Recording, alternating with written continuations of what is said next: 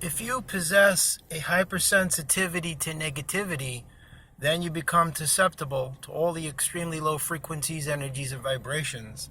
That's when you start allowing people to control your life. For example, if somebody's behind you tailgating and you're in a very low energy and you have a hypersensitivity to negativity, you are eventually going to surrender your energy to the person behind you. Invariably, you're allowing them to control your life, and basically they're driving your car. And the same holds true for any aspect of your life. If you possess a hypersensitivity to negativity, then you're susceptible to any form of darkness, negativity, malevolence, evil, whatever name you want to affix to it.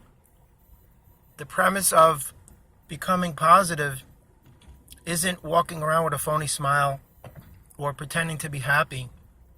It's fortifying your energy that comprises your aura and your soul and your heart, and not being a disingenuous person, not to anybody else, to yourself.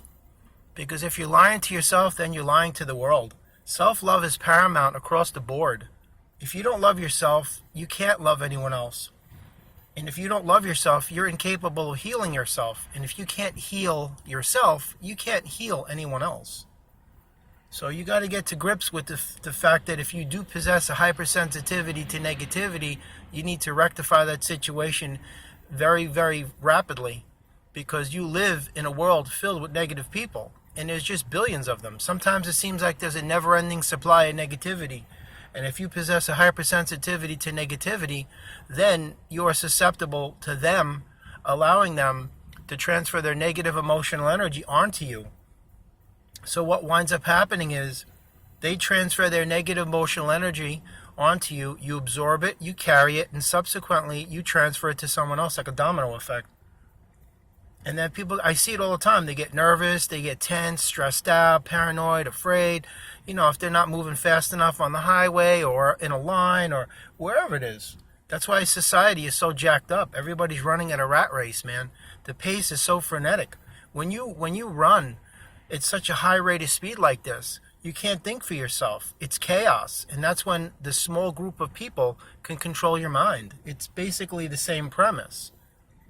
You're so afraid, so paranoid, so sensitive to any fluctuations in your environment that isn't the norm or something you're familiar with. Then once you take it outside that comfort zone, then you're no longer in control of your life anymore. Somebody else is. The minds of the few control the minds of the many, because when everyone is thinking the same, no one is thinking at all. And this only happens because people are compliant and complacent.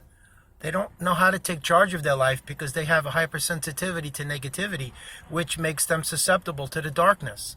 You have to fortify your intestinal fortitude and your will and everything, your perception, your intuition, your imagination, your thoughts, your energy, all of it. You have to fortify it. I'm not saying build a wall. Do not build a wall, because then, yes, you do keep people out, but you lock yourself in. What I'm saying is, think of the original series Star Trek, man. They put a deflector shield around the ship, which deflected any attacks of a negative nature. You basically have to walk around with a deflector shield on. And you do that each day by not surrendering your energy, not giving over yourself to people. When you care more about what people think about you than what you think about yourself, you're surrendering the greatest energy you have. That's the life force that animates your soul. That's the power of your life, the control of your journey. Don't do that. Nobody's worth that. Not even a partner, even if you've been married for 30 years. Nobody's worth that surrender. That's something special between you and God. Nobody gets that.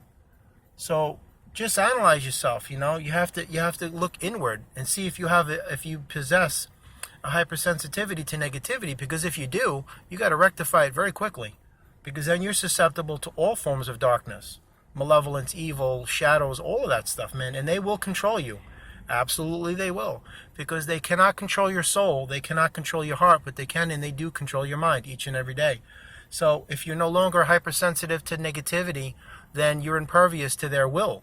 And that's when you secede from the darkness, and that's when you gain your proactive individual autonomy. And that's a threat to a system that's built of assimilation. The individual is always a threat to a system of assimilation.